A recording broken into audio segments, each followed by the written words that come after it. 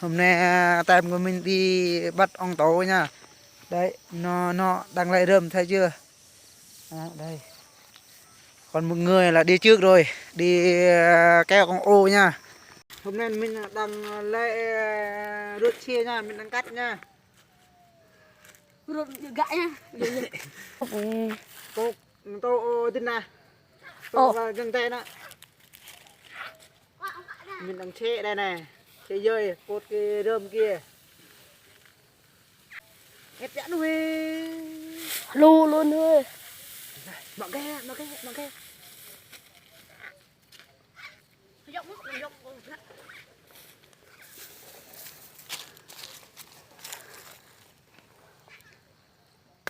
Là gạ quá.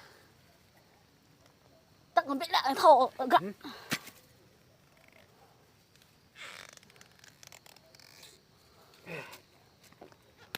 Đây. Tôi là cái lê cái. Tôi là cái Canh hai cái ngõ đi. Đây là cái ô dài nha. Xem có tao không nha mọi người nha. ô này 2 mét, 3 mét, 4 mét. Lô hẹp đấy. Lô luôn thôi. Gọt ghép luôn, gọt luôn ha. Thôi bốc con vị mà. Này. Han luôn thôi. Qua tay dạ nó bị giật cái vị này. Mua nó qua tay dạ này. Đã gọt luôn. Đội là cái lên ác. Mình đang cốt nha, cốt rơm. Gọt luôn rồi sẽ. Cốt luôn hả? Gọt gọi là đúng hơn. Đây, buộc hết luôn. Hết, tay hết luôn. Ấy đồ trong hoang nhà đi liền. Đi hạ đi hay đến rồi. Hắn đi là. Đi nào. Đấy. Đi này. Chẳng biết mà ôi bên cái em này, hắn đi là tí hùn này. Tao còn biết nó làm giúp. Giờ hắn đi mua tao bạc đây, phải ta bạc lên. Hạt bạc hai tấc còn việc đấy. Tôi dễ đã chết. Mình bạc quay. Độ đen bánh. Hả? Nhưng mà có bên cái cốt này đây. Mơ mơ. Hoặc qua tay hoặc mơ. Thành bộ nhà nữa. nữa. Nó canh ha tắc này họ, tắc này họ. Cưng qua cả đặt nhặt này đây, cái này đây. Hãy nhặt bên nửa cái này lệ cho thằng trôm thôi này. Này. Làm trôm ạ. Chị cho không sắc quá. Cho lại đây.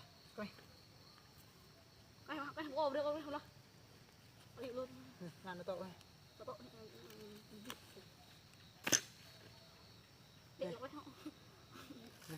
Đi. Hôm nay hay tôi nha mọi người nha, mình đang xoay pin. Đấy. Nó đang leo cây. Giỏi chưa? Đi nhận không ạ? Cái này. Cái ngụy thị. Đây. Tôi rồi.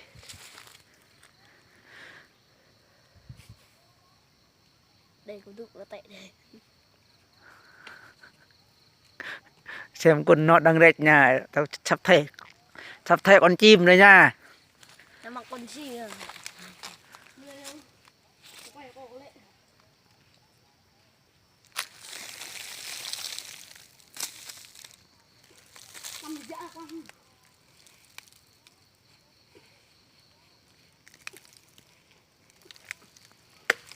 Đằng vào đằng.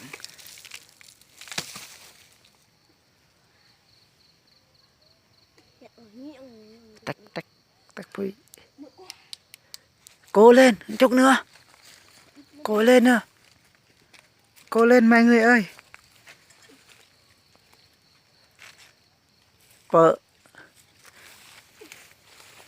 Cao chưa? Rất là cao nha. Đây.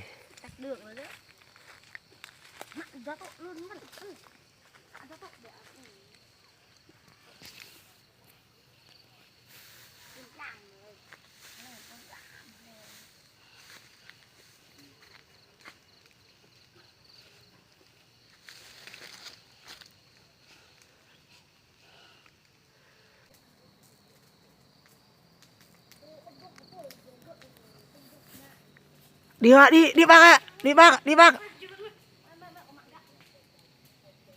Ê, xuống lấy dao đi, xuống lấy dao đi.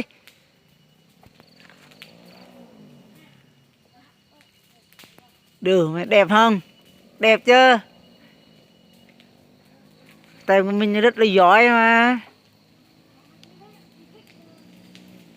Đây, cây cao như thế mà leo mình được chứ. Cũng được chứ, hay không? Nếu hay là bấm like cho một đăng ký nha mọi người nha. Đấy.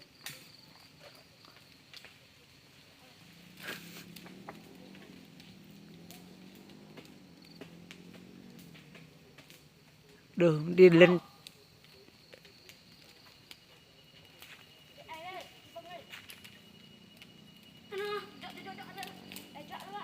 Trời ghê. Hoài thôi.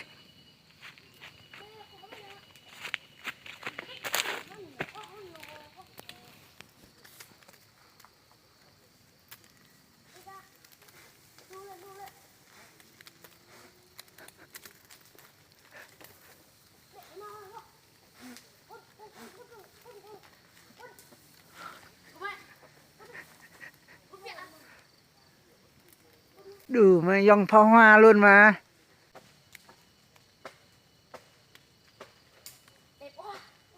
Đủ. Khang ai kệ nó đi.